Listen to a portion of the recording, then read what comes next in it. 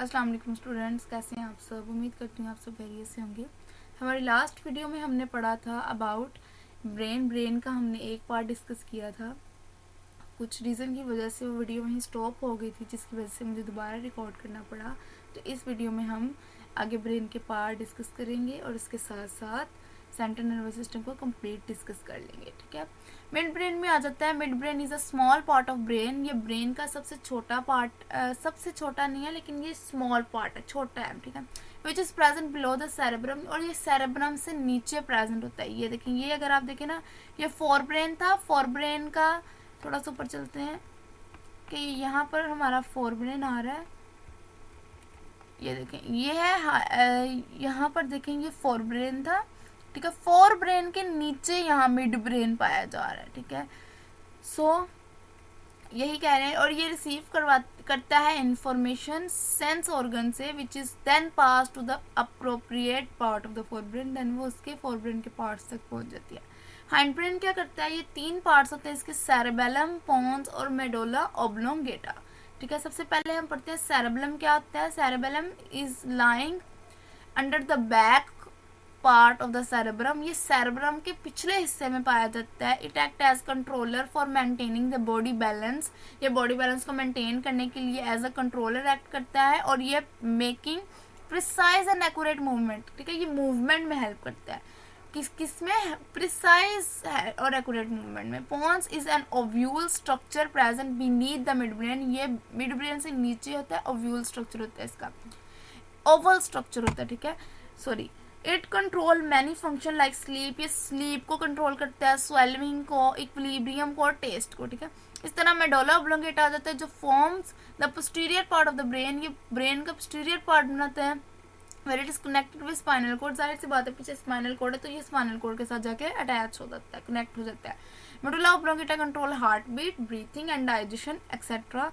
Medulla oblongata keep on working when rest of the brain goes to sleep. ये तब भी work कर रहा होता है जब हमारी बॉडी स्लीप पोजीशन में होती है। अब एक ये इंपॉर्टेंट बात है नीचे लिखी कि brain of an adult weight क्या होता है 1.5 kg and consist of about 100 billion neurons. ठीक है, फिर आ जाती है जी स्पाइनल कॉर्ड। स्पाइनल कॉर्ड हमारे पास कंसिस्ट एक एक्सटेंशन होती है मेडुला ऑब्लोंगेटा की। ठीक है, ये it runs backward inside the backbone. ये बैकबोन के पीछे जो है वो होती है up to the lower end, and it is made up of inter neuron. ये किससे बनी होती है? इंटर न्यूरॉन से। ठीक है, spinal cord create a link between brain and the different part of the body. It also controls some reflex action. Reflex action होते हैं immediate या involuntary actions, जो हम कहते हैं ना खुद ब खुद होने वाले action, और एक तो immediate action होती है, and some other involuntary actions. ठीक है,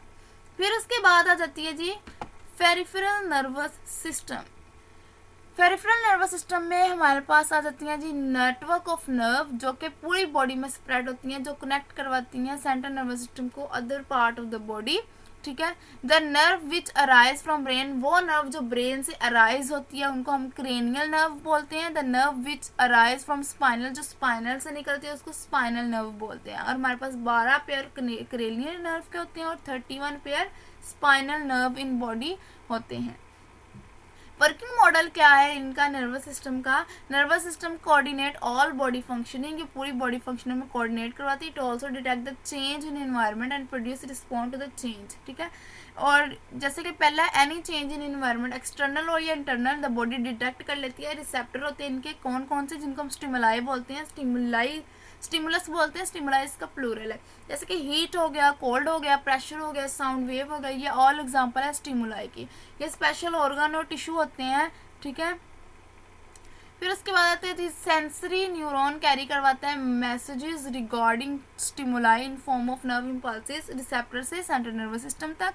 the central nervous system poses the messages and transmit the nerve impulses to motor neuron. ये देन मोटर न्यूरॉन को कर देती हैं। अगर आप यहाँ देखें तो सेंसरी न्यूरॉन से जा रहे हैं, ठीक है, फिर सेंट्रल नर्वस सिस्टम तक, फिर वो जा रहा है मोटर न्यूरॉन तक, यानी इफेक्टर्स तक जाते हैं। ठीक है, जैसे कि एक पर्सन है पानी पीना है, वो क्या करेगा, वो जो है वो सेंसरी नर्व जनरेट होगी, ब्रेन को जाएगी, ब्रेन जो है वो एक्शन देगा मोटर न्यूरॉन्स को यानी फैक्टर्स को कि इसको पियो।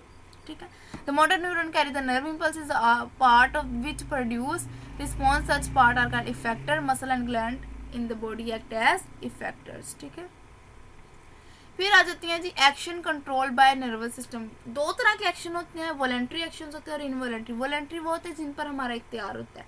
The body action which are perform under conscious control. ठीक है, जैसे कि हम कहते हैं कि which are done after thinking over them, हम उस पर सोच विचार के बाद उसको करते हैं, वो भी आ जाता है। फॉर एग्जाम्पल स्पीकिंग, बोलना, eating, reading, walking, running, clapping, ये सारा क्या आ जाता है वॉलेंट्री एक्शन में।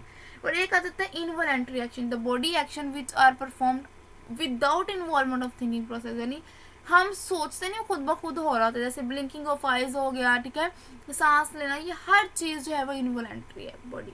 हार्ट बीट है, ब्रीथिंग है, ब्लिंकिंग ऑफ आइज है, मूवमेंट ऑफ स्मॉल इंटेस्टाइन है, ये सारी एग्जाम्पल है इसकी।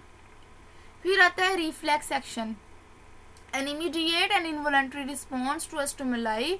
एक स्टिमुलाई को रिस्पॉन्स क्या कहलाता है, रिफ्लेक्स एक्शन। क्विक पुलिंग, अभी मैंने आपको एक एग्जांपल दी थी कि अगर हम जो है वो हॉट ऑब्जेक्ट के ऊपर फिंगर रखते हैं तो हमारी फिंगर में सेंसेशन फील होती है, जिसकी वजह से हमारा हाथ पीछे खींच लेते हैं। वो कैसे होती है कि quick pulling of hand just after touching the hot object is a common example of reflex action. In this example temperature of hot object is a stimulus. क्या होता है, वो स्टिमुलस होता है which is received by the cell. Cell कौन से हैं, thermo receptor, जो कि स्किन की होती है। एक nerve impulse is create in the sensory neuron present in the skin. The nerve impulse is carried by the sensory neuron to the spinal cord. वो स्पाइनल कोड तक जाती है। दो फिर जो इंटर न्यूरॉन होती हैं वो क्या कराती हैं, स्पाइनल कोड की ट्रांसमिट कराती हैं इम्पल्सिस को टू द मोटर न्यूरॉन। फिर मोटर न्यूरॉन कैरी करता है यही इम्पल्सिस आर्म मसल्स की, और फिर the muscle contract and hand is pulled back. वही बात होगी कि वो एंड पर आना ही फैक्टर्स के पास ही है, जो मर्जी कर लो। ठीक है, तो क्या होता है, रिसेप्टर से सेंसरी न्यूरॉन, फिर इंटर न्यूरॉन, फिर motor neuron and then effectors. ठीक है, फिर आ जाता है जी यहाँ पर नेक्स्ट टॉपिक पे चलते हैं। चले जी, यहाँ तक आपका ये चैप्टर हमने कंप्लीट पढ़ लिया है। आई होप आपको आज के लेक्चर की समझ आ गई होगी। अगर कोई भी ऐसा पॉइंट जो आपको समझ ना आया हो, आप कमेंट सेक्शन में लिख दिया करें। नेक्स्ट लेक्चर में हम उस पर जो है वो उस पर डिटेल से डिस्कस किया करेंगे। ठीक है, एंड देन अपनी क्लास स्टार्ट किया करेंगे। तो यहाँ तक हमारी क्लास एंड होती है। हमारी मज़ीद वीडियोस के लिए चैनल को सब्सक्राइब करें, लाइक करें, शेयर करें। जज़ाकल्लाह, अल्लाह हाफ़िज़।